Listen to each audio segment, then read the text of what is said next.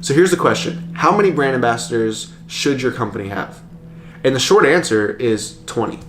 I'm just kidding. No, there's no short answer. You have to approach this with your own goals in mind and what you're trying to accomplish with your brand ambassador program. So what I'm going to do in this video is I'm going to break down essentially like 2 or 3 of the most popular brand ambassador program type structures. So that way you can get a feel for what some of the top brands that we're seeing with their brand ambassador programs that are doing, and then also the up and coming brands that are growing tremendously with their brand ambassador program, really from scratch. So the first brand ambassador program structure that's semi-popular is working with high-end influencers.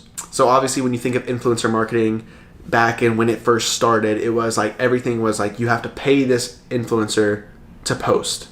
And then on the back end, you're hoping that you did your research right and you got sales and you had a nice return on your investment. Well, the cool thing is now you can basically turn those influencers now into partnerships, and instead of paying to post, you're paying them commission on the back end after you have this partnership agreement. And so you could have high-end influencers in your brand ambassador program. You could have 10, 15, 20, however many influencers that you would think of back in the day would be someone that's pay to post, like they have a decent large following where they're going to get a lot of impressions when they're posting about your brand. And instead of paying them 10 grand and hoping to get sales, you're now paying them 10 grand in commission after they've generated, let's just say, $100,000 in sales for your business. So this is a super great way to build out a brand ambassador program if you already have those connections, right? But I know some of you that are watching this right now are a brand in the early stages, and you may not have some larger influencer or that has 50,000, 100,000, 500,000 followers or millions or whatever that either knows about your product or uses your product or loves your product. Because obviously if this influencer doesn't know anything about your product, it's going to be a lot harder to get them as an ambassador and agree to the commission type agreement payout if they just don't know who you are. So it depends on where you're at with your business, but that could be a great route for you if you already have those connections. You maybe have a few influencers that have already either posted for you or posted voluntarily for you, which is the best way to go about it, because if they posted voluntarily for you, they like your product, then you reach out to them and say, hey, we're going to give you commission if you continue to post about us. And that's the best way to go about it. Now, another great way that we see brands go about building out a brand ambassador program is starting from scratch with their most loyal customers. And this is one of the ways that I like to talk about it to people, because a lot of times you're not just starting from scratch. You've most likely already sold a product, although I will touch on this in the next way to build out a brand ambassador program is you can literally start getting sales with brand ambassadors before you even sell your first product.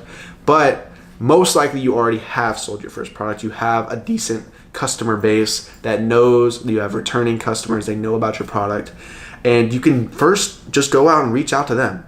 Filter out your Shopify orders page by highest value customers, the most orders, and then basically find that those customers, reach out to them and say, hey, we've built out this brand ambassador program. We would love to give you a discount code that you can then refer people to us, and you'll be able to get paid commission on every sale that you produce. And this is a great way to go about it, because you're not only building a foundation of your brand ambassador program with people that already love your business, but you're also building it with people that know your business. So you're not just getting some random people to then go and try to talk about your brand, and really they just butcher your brand, right? So these are people that already know about it. You don't have to nurture them too much and like hold their hand when they're going to post, and they're going to go out there and be passionate about it when they're posting about your brand. So you start by reaching out to your current customers, and then you can go out and when you get new customers, maybe from these brand ambassadors when they post, or just from people that just come across your brand, and you can then on the back end when they purchase, you send an email, a week later, 5 days later, you either ask her for a review, and then also you can say, hey, we have a brand ambassador program. If you're passionate about our product, you enjoy our product, and you want to share it, we'd love to have you as an ambassador, and we'd be happy to give you commission. So that's a great way to do it, and obviously you can set those emails up with Buzzmaster and Klaviyo and things like that, as you can see here. But that's a great way to go about it, and I feel like that's almost the best way. The majority of brands that are getting into their brand ambassador program start that way, and it's pretty profitable from the get-go. Now, like I said, I was going to touch on one, if let's just say you haven't even sold a product, or maybe you've sold a few products, but you have no loyal customers. Like, you can't filter your Shopify store orders with, someone that's purchased thousands and thousands of dollars of your product. You just have random orders from random people, right? So a popular way, and one of the ways that I actually built out a brand was from complete scratch, no one knew about it, was running ads on Facebook, Instagram, YouTube, wherever. And basically you're running ads to say, hey, join our brand ambassador program. We're looking for brand ambassadors.